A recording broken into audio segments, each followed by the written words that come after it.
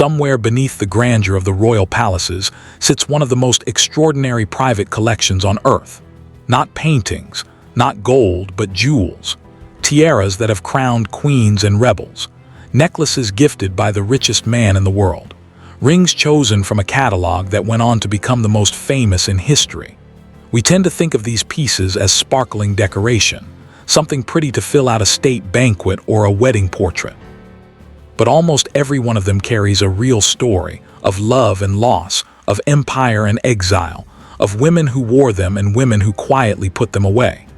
Today we're going to open the vault and walk through some of the most famous jewels in the royal collection and tell you the true history behind each one. Not the myths, the facts.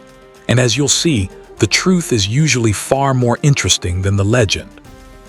Let's begin with a tiara that millions of people have seen, even if they don't know its name. The Cartier halo. If you watched the wedding of Prince William and Catherine in April 2011, you saw it. A delicate, shimmering band of scrolls resting on the bride's head as she stepped out of the car at Westminster Abbey. What most people don't realize is that this tiara is soaked in the drama of one of the monarchy's greatest crises. It was made by Cartier's London workshop in 1936, and it was bought by the Duke of York, the future King George V, for his wife, on the 18th of November that year. Think about that date for a moment. Within weeks, his brother Edward VIII would abdicate the throne, and that shy, stammering Duke of York would suddenly become king.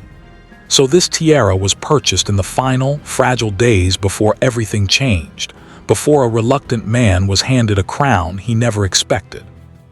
The piece itself is a marvel of precision, a band of 16 graduated scrolls set with 739 brilliant diamonds and a further 149 baton-cut stones. When Princess Elizabeth, the future queen, turned 18 in 1944, her mother gave it to her as a birthday present. There's a lovely confirmation of this in a letter the Queen Mother wrote at the time, mentioning that she was giving her daughter a small diamond tiara of her own. And yet here is the curious thing.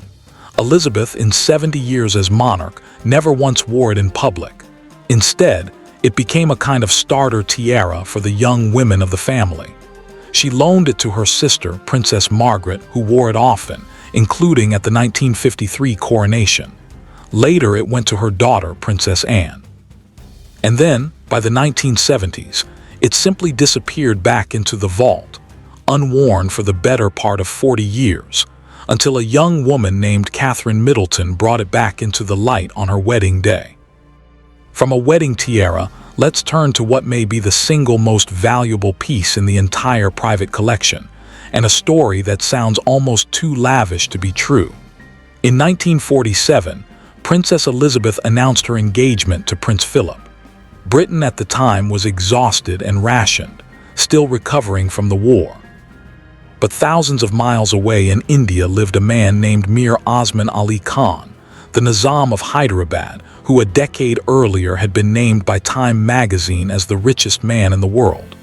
When he heard of the royal engagement, he wanted to give a gift, and his instruction to the jewelers at Cartier was, essentially, a blank check. He told them that the princess could walk in and choose whatever she liked. Imagine that kind of permission. Elizabeth selected a breathtaking necklace of platinum and diamonds, a piece of such delicate, lace-like brilliance that it almost looks like frozen water, with a detachable double-drop pendant set with 13 emerald-cut diamonds.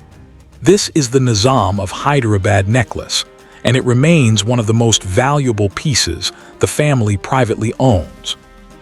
As a young queen, Elizabeth wore it constantly. In fact, she wore it for her famous 1952 accession portraits by the photographer Dorothy Wilding, the very images that were later used on stamps and banknotes across the Commonwealth, which makes it one of the most widely reproduced pieces of jewelry in the world. And then, as the decades passed, it too faded from view. By the latter part of her reign, she had largely set it aside. Whether that was because it was heavy, or because a gift from the world's richest man felt out of step with a more modern, more careful monarchy, we can't say for certain. But in February 2014, the Duchess of Cambridge, as Catherine was then known, arrived at a gala at the National Portrait Gallery wearing it, draped in diamonds that had not been seen in public for years. To lend the most valuable necklace in your collection to someone is no small thing. It is, in its quiet way, an enormous statement of trust. Now we come to the most famous piece of jewelry the royal family has produced in modern times, and it isn't a tiara at all. It's a ring. In 1981, when Lady Diana Spencer became engaged to Prince Charles, she was invited to choose an engagement ring. And rather than commission something bespoke, she picked a piece straight out of the jeweler Garrard's catalog, a stunning 12-carat oval sapphire from Sri Lanka, surrounded by 14 diamonds and set in white gold. The fact that it was a catalog piece, something any member of the public with enough money could theoretically have bought, reportedly raised a few eyebrows in royal circles. Some sniffily called it the commoner's sapphire, but Diana loved it and she made it iconic. The ring's journey after her death in 1997 is genuinely moving. It passed, along with her other personal effects, to her sons. The story goes that Prince Harry chose the ring as his keepsake, while William took their mother's watch. Years later, when William planned to propose to Catherine in 2010, Harry gave the ring to his brother so that a piece of their mother could be part of the moment. And so today, on the hand of the Princess of Wales, you see the very ring Diana chose all those years ago, a thread of memory running quietly through 3 decades of royal history. It is, perhaps, the clearest example of how these objects carry far more than their cash value. They carry people. That sapphire ring also turned Catherine into what royal watchers now call the Sapphire Princess, and it drew her toward other bluestone treasures sleeping in the vault. One of them is a pair of Art Deco sapphire and diamond fringe earrings that once belonged to the Queen Mother, a large, deep sapphire framed by diamonds with a little cascade of stones that sways when you move. Their exact origins are something of a mystery even to the experts, who admit they can't fully trace where the stones first came from, though some believe they may date back to a sapphire set Queen Mary gave the Queen Mother in 1923. The Queen Mother wore them for decades, and then they fell silent, unworn, until Catherine brought them out in October 2015 and again at the American State Banquet in 2019. They pair perfectly with Diana's ring, blue answering blue across the years. And then there's a piece with perhaps the most dramatic backstory of all, a genuine survivor of history. It's a sapphire and pearl choker that once belonged to the Empress Marie Feodorovna of Russia, the mother of the last Tsar. When the Russian Revolution tore her world apart, she fled her homeland, and this was among the precious few jewels she managed to escape with, keeping it until her death in exile in 1928. From there it was sold by her grieving daughters, and around 1931 it was bought by Queen Mary, which is how a relic of the doomed Romanov court came to rest in the British royal vault.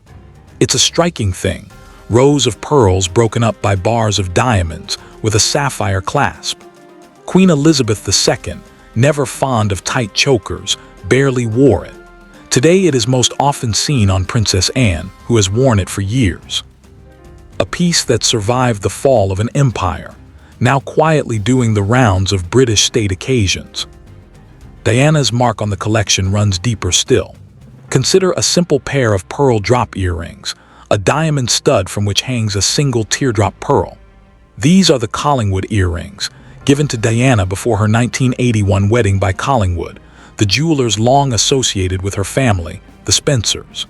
Diana wore them constantly, from her first major banquet as a royal bride right through to some of her most famous later looks. They were, by all accounts, among her favorite pieces. After her death, they became the personal property of her sons rather than part of the crown's collection, and for years they sat largely unseen. When Catherine began wearing them, she did it without fanfare, slipping them on for tour and engagements and portraits. There's a poignant detail here for the observant. One small diamond has gone missing from the pair over the years, a tiny imperfection in a priceless heirloom, which somehow makes the human story of them all the more real. For Catherine, who never met her mother-in-law, Wearing these earrings is a way of keeping Diana present at the milestones she never lived to see. Not every jewel in this collection is about joy. Some are about grief, and one piece in particular has become the family's quiet uniform of mourning. It's a choker of 4 strands of pearls, anchored by a diamond clasp, and it was made by the royal jewelers Garrard from pearls that were reportedly a gift from Japan during the Queen's 1975 state visit there. It is a modern piece, not an ancient one. Interestingly, it was Diana who wore it first in public, at a banquet in 1982, even before the Queen herself was seen in it. But it's the more recent appearances that have burned it into the public memory. Catherine wore this choker at the funeral of Prince Philip in April 2021, sitting alone and masked in the back of a car, her grief visible in her eyes. And she reached for it again in September 2022 at the state funeral of Queen Elizabeth II. There's something fitting in the choice. A choker sits high and tight at the throat. It holds the head up. In those moments of overwhelming national sorrow, it became, in a sense, a piece of armor, helping a future queen hold herself together in front of a watching world. Catherine has a real eye for that kind of strength, for pieces with clean architectural lines, and there's another that proves it. It's a band of diamonds set in geometric bars that once belonged to Queen Mary, who wore it as a tight choker in the 1920s. After Mary died in 1953, it vanished from view, until the Queen Mother resurfaced it as a bracelet, wrapping it around her wrist for a set of birthday portraits in 1975. It then waited again until Catherine adopted it, also as a bracelet, debuting it at the Chinese state banquet in October 2015. On her wrist, it reads almost like a cuff of pure light, substantial and bold, a quiet symbol of resolve. It's a neat illustration of how the same object can mean completely different things to different women. What one wore snug at the throat, another wears as a statement on the arm. Now let me tell you about a tiara wrapped in a myth that I want to clear up, because the truth matters. It's Queen Mary's lover's knot tiara, a tall, romantic design of 19 diamond arches, each topped with a diamond bow and hung with a dangling pearl. It was made by Garrard in 1913 for Queen Mary, copied from a tiara that had belonged to her own grandmother. Now, you will very often hear that this tiara was a wedding gift to Princess Diana. That is not accurate. The reality is that the Queen lent it to Diana in 1981 as a long-term loan that came with her role, not as a personal possession she got to keep. And the proof is in what happened next. When Charles and Diana divorced in 1996, the tiara went straight back to the Queen, and it was back in the royal vault before Diana died the following year. Diana wore it famously, most memorably with a white gown in Hong Kong in 1989, though she reportedly found it so heavy it gave her headaches. After sitting unused for nearly 2 decades, it was Catherine who brought it back out in December 2015, and it has since become her most worn tiara of all. So the next time you hear someone call it Diana's wedding gift, you'll know the real story. It was always the crown's, only ever lent. If the lover's knot is romance, our next tiara is rebellion. The lotus flower tiara began its life as something else entirely. It was created by Garrard in 1923 out of a diamond and pearl necklace, with a design clearly inspired by the wave of fascination with ancient Egypt that swept the world after the discovery of Tutankhamun's tomb the year before. But this tiara's real fame came through one woman, Princess Margaret.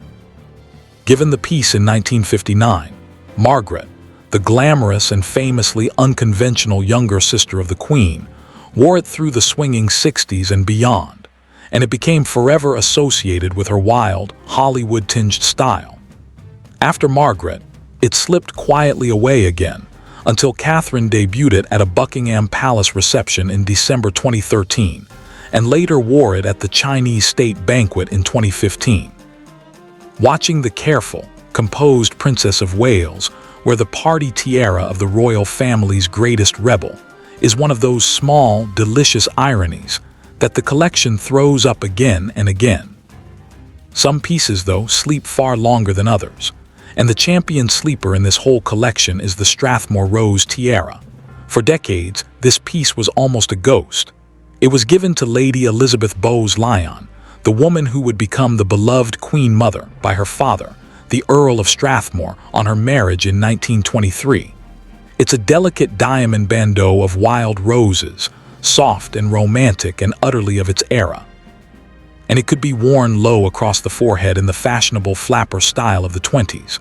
The young Duchess adored it and wore it constantly in those early years.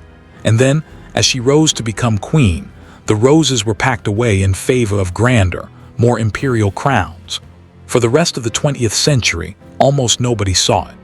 Queen Elizabeth II inherited it and never wore it in public, for so long that some experts quietly assumed it had been broken up or lost. And then, in November 2023, at a state banquet for the President of South Korea, the Princess of Wales walked in wearing it, the ghost made real again, looking as fresh as the day it was made, after roughly a century out of sight. For our final tiara, we have to go all the way back to Queen Victoria, and a story of a husband's love, a strange superstition, and a dramatic change of stones. The Oriental circlet was designed by Prince Albert himself, made by Garrett in 1853, for his wife, Queen Victoria. Albert had been captivated by the Indian jewels displayed at the Great Exhibition of 1851, and he created for her a tiara of Mughal-inspired arches and lotus motifs. But here's the detail almost everyone gets wrong. It was not originally a ruby tiara at all. Albert's favorite gemstone was the opal, and the circlet was first set with opals and some 2,500 diamonds. The rubies came decades later, and for a curious reason. Queen Alexandra, who inherited it, was deeply superstitious and considered opals to be unlucky. So in 1902, she sent the tiara back to Garrett and had the opals replaced with a magnificent set of Burmese rubies that had been given to Queen Victoria by the ruler of Nepal. The Queen Mother loved this piece and wore it often. Queen Elizabeth II wore it rarely, famously on a visit to Malta. And in December 2025, the Princess of Wales wore it for the very first time at a state banquet for the President of Germany, taking yet another sleeping treasure and waking it up. There is, of course, one more major figure in this story whose jewels deserve a mention, and that's Queen Camilla. Her signature tiara is the Greville honeycomb, a striking geometric piece made by the Paris House of Boucheron in 1921 for a wealthy society hostess named Margaret Greville. When Greville died in 1942, she left her entire, dazzling collection of jewels to the Queen Mother, and that is how this very grand tiara entered the royal family. Camilla has worn it regularly since around 2005, and it has become closely associated with her, a reminder that the collection keeps growing and shifting with each generation, each new figure finding the pieces that suit them. That same society hostess, Margaret Greville, was responsible for another spectacular piece that surfaced more recently. When she left her jewels to the Queen Mother in 1942, the haul included a magnificent emerald tiara, also by Boucheron, built around a huge emerald of more than 90 carats. For decades, it was barely seen. Then, in 2018, the world got a proper look at it when Princess Eugenie chose it as her wedding tiara, the green of the central stone glowing against her dark hair as she married at Windsor. It was a striking example of the vault doing exactly what it does best, taking a piece that had been quietly waiting for the best part of a century and handing it to a new bride for one of the most watched days of her life. These jewels are patient. They can afford to be. They simply wait for the right woman and the right moment to come around again. So when you stand back and look at all of these jewels together, a tempting story suggests itself. You'll often hear it said that Queen Elizabeth deliberately saved all these pieces, that she was playing some grand, decades-long game, deliberately leaving them in the dark so that Catherine could one day bring them out and dazzle the world. It's a beautiful idea, but it's important to be honest. That version is romantic interpretation, not documented fact. There is no evidence the Queen was plotting a 100-year plan for a granddaughter-in-law she couldn't have imagined. The simpler truth is this: tastes change. A monarch with her own favorite pieces sets others aside. Jewels that suit one era feel wrong in another. And so pieces drift in and out of the vault, sleeping for years, sometimes decades, until someone with the right style and the right occasion reaches for them again. And that, in the end, is the real magic of the royal collection. It isn't a static museum of dead objects. It's a living archive. Every tiara, every necklace, every pair of earrings is a small time capsule, holding inside it a wedding, a war, a scandal, a loss, a love story. The blank cheque from a Maharaja. The ring chosen from a catalogue by a young woman who would change the monarchy forever. The choker that became a symbol of grief. The roses that slept for 100 years. When the Princess of Wales steps out tonight in some glittering piece from the vault, she isn't just wearing diamonds. She's wearing history itself, carrying the stories of the women who came before her, and quietly adding her own chapter to a collection that will, long after all of us are gone, keep right on sparkling.